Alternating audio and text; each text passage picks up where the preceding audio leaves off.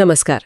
आज हम दो ऐसे पड़ोसी क्षेत्रों की गहराइयों में उतर रहे हैं जिनका इतिहास, भूगोल और संस्कृति आप देखें तो काफी हद तक आपस में गुंथे हुए हैं। भारत का पंजाब राज्य और पाकिस्तान। जी हाँ, बिल्कुल। हमारे पास एनसाइक्लोपीडिया ब्रिटानिका के कुछ विस्तृत लेख हैं और हमारा मकसद है कि इन स्रोतों से जो सबसे जरूरी, सबसे दिलचस्प जानकारी है उसे निकालकर सामने रखा जाए। हाँ, ताकि एक साफ तस्वीर बन सके। ये क्षेत्र थोड़े जटिल जो है। बिल्कुल।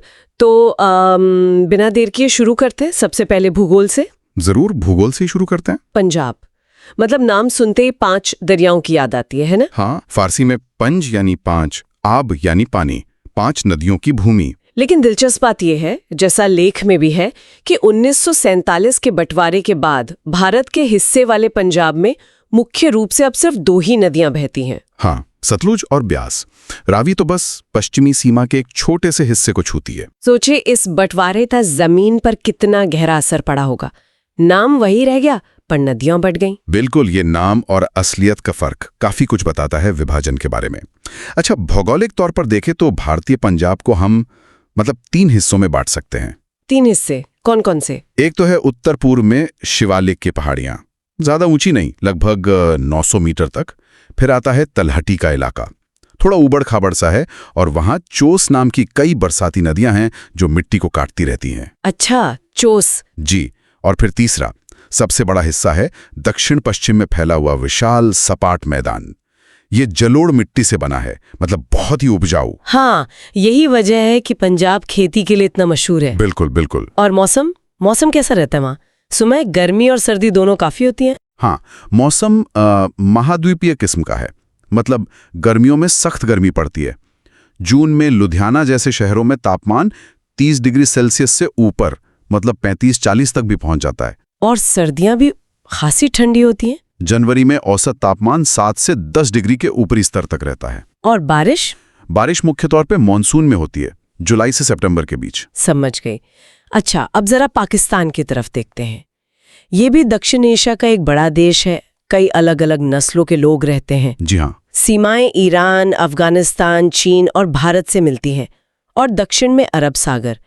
यहाँ का भूगोल पंजाब से कितना अलग है? पाकिस्तान का भूगोल तो आप कह सकते हैं कमाल का विविध है, बहुत ज्यादा विविधता है। अच्छा, जैसे आप उत्तर पश्चिम में जाएं तो पामीर और काराकोरम जैसी दुनिया की सबसे ऊंची पर्वत श्रृंखलाएं मिलेंगी। सोचिए, दुनिया की दूसरी सबसे ऊंची चोटी K2 वो यहीं है, और नंगा पर्वत भी। ये बहुत ऊंचाई वाला इलाका है, और यहीं से इतिहास में देखें तो मशहूर रेशम मार्ग गुजरता था, सिल्क रूट। जी। और प्रसिद्ध खैबर दर्रा भी यहीं है। ये दर्रा तो सदियों तक उपमहाद्वीप में आने जाने का एक मुख्य रास्ता रहा है। यानी पहाड़ों का बहुत बड़ा रोल रहा है वहां के इतिहास में। बिल्कुल। और इन पहाड़ों से निकलकर अगर हम दक्षिण की ओर आएं तो फिर सिंधु नदी का विशाल उपजाऊ मैदान है। ये पाकिस्तान की जीवन रेखा है, जैसे पंजाब में सतलुज और ब्यास। लेकिन ये ध्यान रखना जरूरी है कि पाकिस्तान का करीब 3/5वां हिस्सा, मतलब 60% के आसपास, पहाड़ी या पठारी ही है। 60% काफी ज्यादा है। हाँ, बलूचिस्तान का पठार तो एक बहुत बड़ा, सूखा, वीरान सा इलाका है। एक और अहम बात यह है कि पाकिस्तान भूकंप के लिहाज से काफी सक्रिय क्षेत्र में आता है। ओह, खासकर उत्तरी और पश्चिमी हिस्से। 2005 का वो विनाशकारी भूकंप याद है, जिसने कश्मीर के पाकिस्तानी हिस्से और खैबर पख्तूनख्वा में भारी तबाही मचाई थी? हाँ, वो तो बहुत भयानक था। काफी हद तक मैदानी इलाकों में वैसी ही है। ब्रिटानिका के मुताबिक यहाँ की जलवायु भी मुख्य रूप से सूखी और महाद्वीपीय है। तापमान में मौसम के हिसाब से और दिन रात में भी भारी उतार चढ़ाव होता है। अच्छा। मैदानी इलाकों में गर्मियों में पारा 47 डिग्री सेल्सियस तक भी चला जाता है। बाप रे। हाँ, बहुत ज्यादा। जबकि सर्दियां ठंडी होती हैं। बारिश भी, जैसा मैंने कहा, ज्यादातर मॉनसून पर निर्भर करती है और थोड़ी अनियमित रहती है। बलूचिस्तान का पठार तो खैर बहुत ही ज्यादा सूखा है। तो ये थी भूगोल की बात, जिसने यकीनन यहाँ के लंबे और कहना चाहिए काफी जटिल इतिहास पर भी अपनी छाप छोड़ी होगी। बिल्कुल। पंजाब का इतिहास तो बहुत पुराना माना जाता है ना? हाँ जी, बहुत पुराना। माना जाता है कि यहाँ के लोग मुख्य रूप से उन आर्य कबीलों के वंशज हैं जो ईसा से लगभग 2000 साल पहले पश्चिमोत्तर से आए थे। लेकिन उनसे पहले भी यहाँ सभ्यता थी। संभवतः द्रविड़ सभ्यता के लोग, जिनके विकसित शहर होने के सबूत रोपड़ जैसी जगहों पर मिले हैं। मतलब सिंधु घाटी सभ्यता से जुड़ाव दिखता है। हाँ, इंडस वैली। जी। फिर समय के साथ यूनानियों से लेकर हूणों तक कई आक्रमणकारी आए और यहाँ की सामाजिक बनावट पर असर डालते गए। बाद में इस्लाम का प्रभाव बढ़ा और कई स्थानीय समूह जैसे जाट किसान और राजपूत जमींदार मुसलमान बन गए।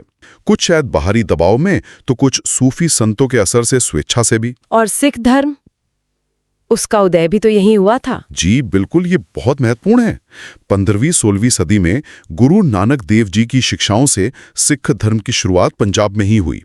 आगे चलकर 18वीं सदी की शुरुआत में बंदा सिंह बहादुर ने कुछ समय के लिए मुगलों से इस इलाके को आजाद भी कराया था। अच्छा।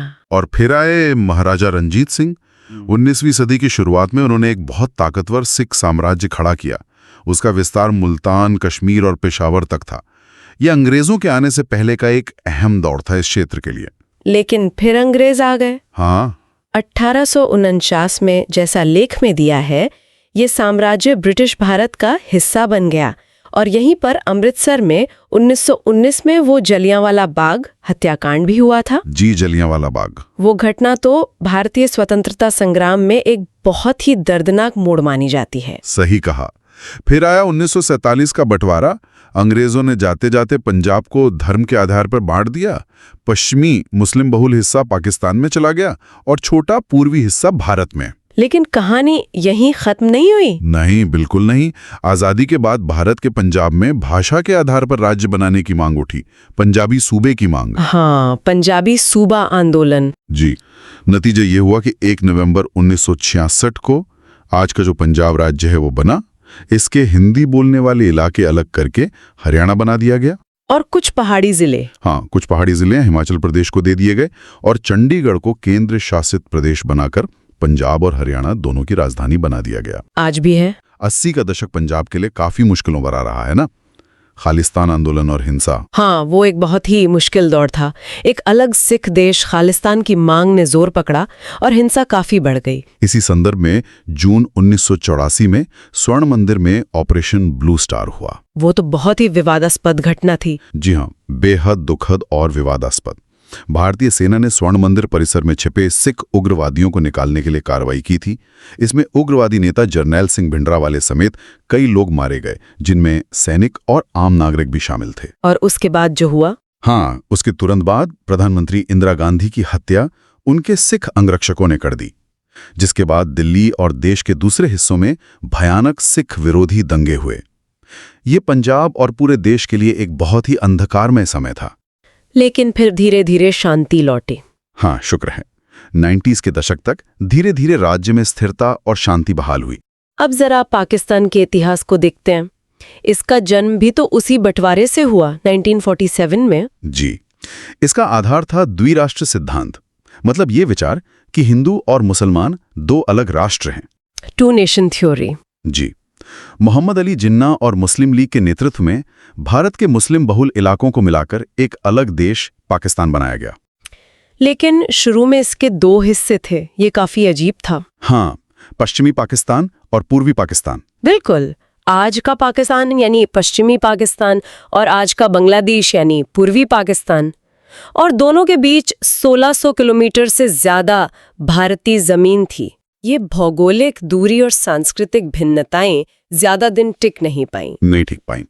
1971 में एक खूनी गृह युद्ध हुआ, जिसमें भारत ने भी सैन्य हस्तक्षेप किया और पूर्वी पाकिस्तान अलग होकर बांग्लादेश बन गया। तो पाकिस्तान का जो बाकी का इतिहास है वो भी काफी उतार चढ़ाव भरा रहा है। हाँ, राजनीतिक अस्थिरता तो रही है। कई बार सेना ने तख्तापलट किया है, लोकतंत्र आता जाता रहा है। और भारत के साथ रिश्ते, कश्मीर मुद्दा। हाँ, कश्मीर को लेकर भारत के साथ 3 बड़ी लड़ाइयां हो चुकी हैं। 1948-49 में, 1965 में और फिर 1999 में कारगिल। तनाव तो लगातार बना ही रहता है। और 1998 में दोनों देशों ने परमाणु परीक्षण किए। उसके बाद स्थिति और भी जटिल हो गई है। और बंटवारे का मानवीय पहलू, वो तो बहुत ही भयानक था। हाँ, वो त्रासदी अकथनीय है।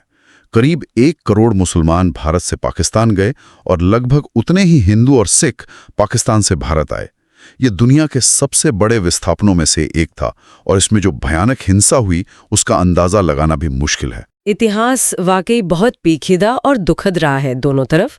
चलिए अब इन क्षेत्रों के लोगों और उनकी संस्कृति पर बात करते हैं।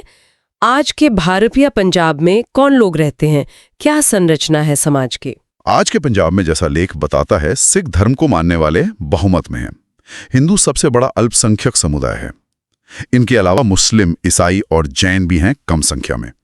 एक अहम बात यह है कि राज्य की आबादी का करीब 40% यानी 2/5वां हिस्सा अनुसूचित जातियों से हैं।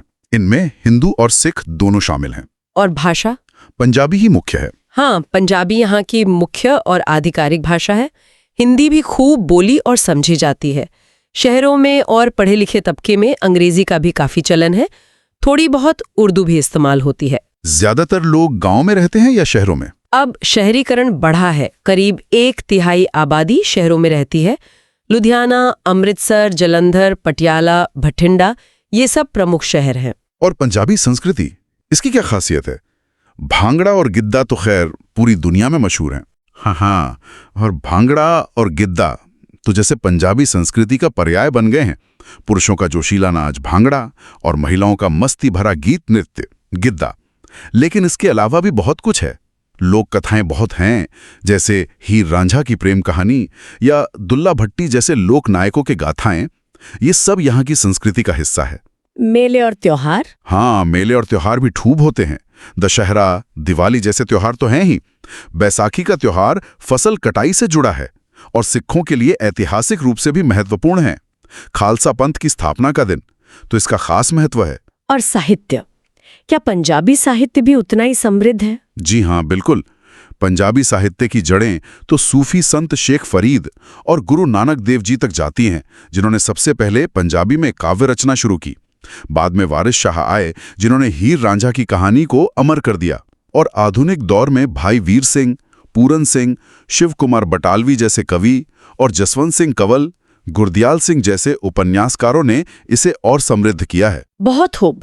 और अमृतसर का स्वर्ण मंदिर, वो तो सिर्फ पंजाबी नहीं, दुनिया भर में पहचान है। बिल्कुल। हरमंदिर साहिब, जिसे आमतौर पर स्वर्ण मंदिर या गोल्डन टेम्पल कहते हैं, वो वास्तुकला का एक अद्भुत नमूना है। इसमें भारतीय राजपूत और इस्लामी मुगल शैलियों का एक सुंदर मिश्रण दिखता है। सोने की परत के कारण ही स्वर्ण मंदिर कहते हैं। जी, इसकी बाहरी दीवारों पर महाराजा रणजीत सिंह के समय सोने की परत चढ़ाई गई थी। अंदर भी फूलों के डिजाइन और कीमती पत्थरों की जड़ाई का बहुत सुंदर काम है। ये सिर्फ एक पूजा स्थल नहीं है, ये सिख धर्म का सबसे पवित्र और केंद्रीय स्थल है। ये एक पवित्र सरोवर, अमृत सरोवर के बीच में एक द्वीप पर बना है। और एक दिलचस्प बात मैंने पढ़ी थी कि इसकी नींव एक मुस्लिम सूफी संत ने रखी थी। हाँ, ये बिल्कुल सही है। कहते हैं कि इसकी नींव लाहौर के प्रसिद्ध मुस्लिम सूफी संत साईं मियां मीर जी ने रखी थी।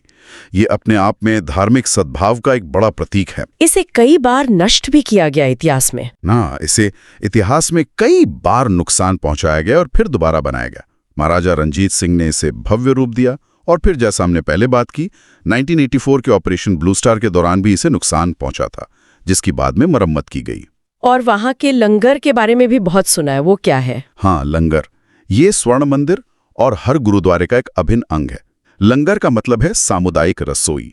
ये दुनिया की सबसे बड़ी मुफ्त रसोइयों में से एक मानी जाती है। यहाँ रोजाना अंदाजन 1 लाख लोगों को बिना किसी जाति, धर्म, लिंग या सामाजिक स्थिति के भेदभाव के जमीन पर एक साथ बिठाकर शाकाहारी भोजन कराया जाता है। 1 लाख लोग रोज? जी हाँ, ये सेवा, समानता और भाईचारे के जो सिख सिद्धांत हैं, उनका जीता जागता सबूत है। कोई भी जाकर वहां सेवा कर सकता है और कोई भी वहां भोजन कर सकता है। वाकई कमाल है। अच्छा, अब जरा पाकिस्तान के लोगों और संस्कृति पर आते हैं। वहां तो और भी ज्यादा विविधता होगी, जैसा आपने भूगोल के बारे में बताया था। अब पाकिस्तान जातीय रूप से बहुत विविध है।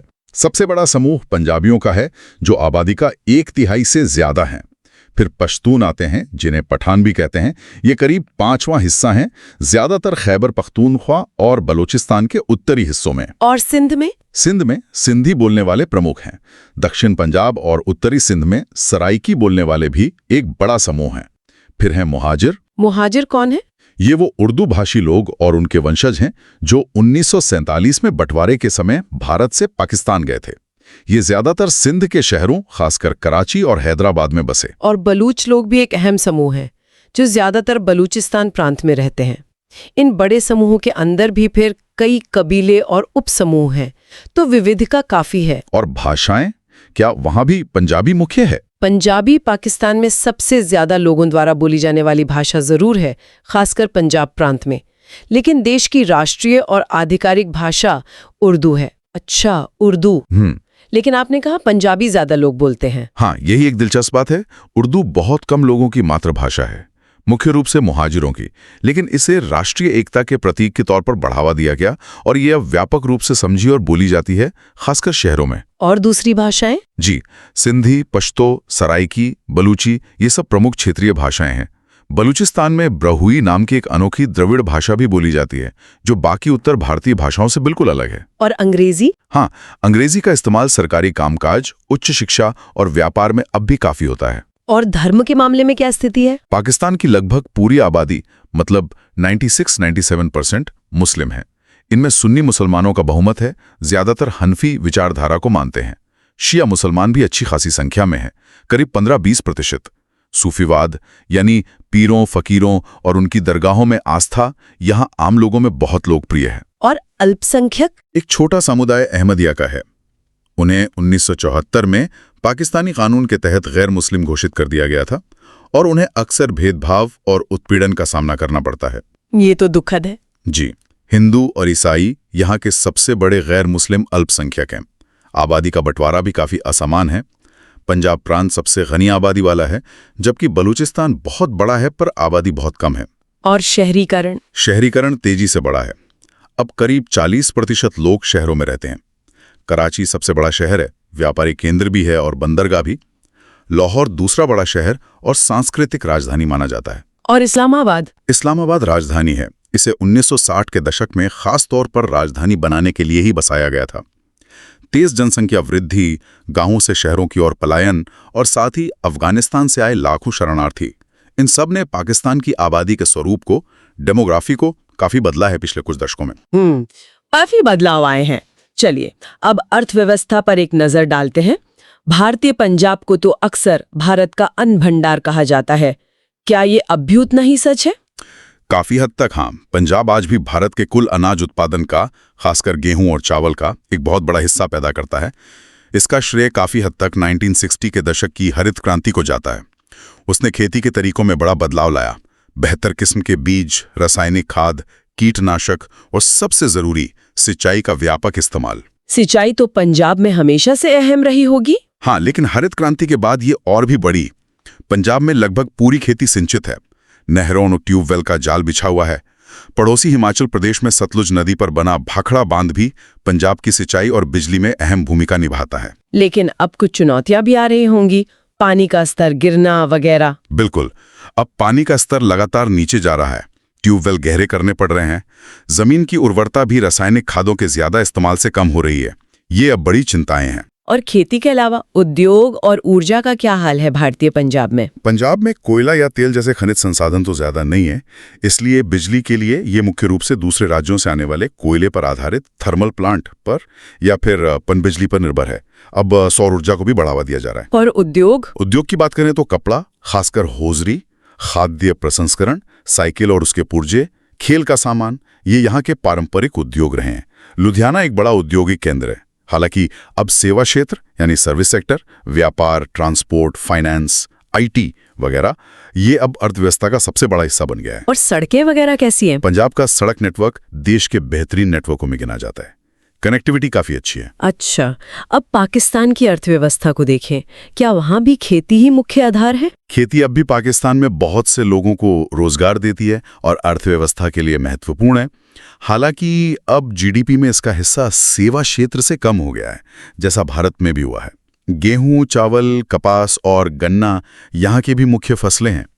कपास पर आधारित कपड़ा उद्योग, टेक्सटाइल इंडस्ट्री पाकिस्तान का सबसे बड़ा मैन्युफैक्चरिंग सेक्टर है और निर्यात में भी इसका बड़ा योगदान है। और पशुपालन? हाँ, पशुधन भी अहम है। मांस, दूध, ऊन, चमड़ा, ये सब इससे मिलता है। ऊर्जा और उद्योग के मामले में पाकिस्तान की क्या स्थिति है? क्या उनके पास अपने संसाधन हैं? पाकिस्तान के पास तेल के भंडार तो सीमित हैं, लेकिन प्राकृतिक गैस के बड़े भंडार मिले हैं, खासकर बलूचिस्तान के सुई इलाके में और सिंध के मारी में। अच्छा, गैस है उनके पास? गैस पाइपलाइन का नेटवर्क प्रमुख शहरों तक फैला है। और इसका इस्तेमाल बिजली बनाने और घरों में होता है। कोयला भी है, पर ज़्यादातर अच्छी क्वालिटी का नहीं है, जिसे लिग्नाइट कहते हैं। बिजली की ज़रूरत यहाँ भी उत्पादन से ज़्यादा है, मतलब कमी रहती है। बिजली ज़्यादातर थर्मल प्लांट, गैस और तेल से चलने वाले और पन बिजली से बनती है। बड़े बांध है वहां भी। हाँ, सिंधु नदी पर बना तरबेला बांध और झेलम नदी पर बना मंगला बांध, ये बड़े पन बिजली स्रोत हैं। कुछ परमाणु बिजली घर भी हैं उनके पास। और उद्योग, कपड़ा उद्योग के अलावा? उद्योगों में कपड़ा अव्वल है, जैसा मैंने कहा। उसके बाद सीमेंट, चीनी, खाद, हल्के इंजीनियरिंग सामान और अब पिछले कुछ सालों में गाड़ियां असेंबल करने का काम भी काफी बड़ा है।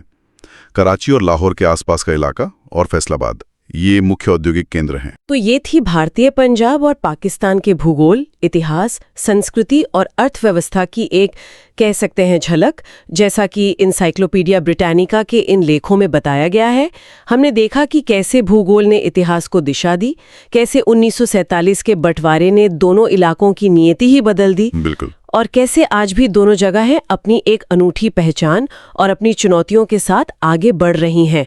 कई समानताएं भी दिखीं और कई फर्क भी। हाँ, ये बिल्कुल साफ है कि दोनों क्षेत्रों की कहानी बहुत गहरी है, बहुत जटिल है। कई परतें हैं इसमें, भौगोलिक नज़दीकी, सदियों का साझा इतिहास, भाषा और संस्कृति की समानताएं, और फिर बंटवारे की वो दर्दनाक यादें और उसके नतीजे। ये सब आज भी इनके वर्तमान और भविष्य को लगातार प्रभावित कर रहे हैं। पानी के बंटवारे से लेकर आर्थिक विकास और सामाजिक सद्भाव तक दोनों को कई मिलती जुलती और कई अलग अलग चुनौतियों का सामना करना पड़ रहा है। सही कहा। जाते जाते एक सवाल शायद सोचने के लिए छोड़ जाते हैं कि ये जो राजनीतिक सरहदें खिंच गईं और अलग राष्ट्रीय पहचान बन गई, इनके बावजूद क्या साझा सांस्कृतिक जड़ें, भाषा की समानताएं, लोगों के बीच के रिश्ते और भूगोल की जो सच्चाइयां हैं, क्या ये सब भविष्य में भारतीय पंजाब और पाकिस्तान के बीच आपसी समझ और शायद सहयोग के कुछ नए रास्ते खोल सकती हैं? ये एक बड़ा सवाल है, सोचने लायक। बिल्कुल। तो इस सफर में हमारे साथ शामिल होने के लिए धन्यवाद।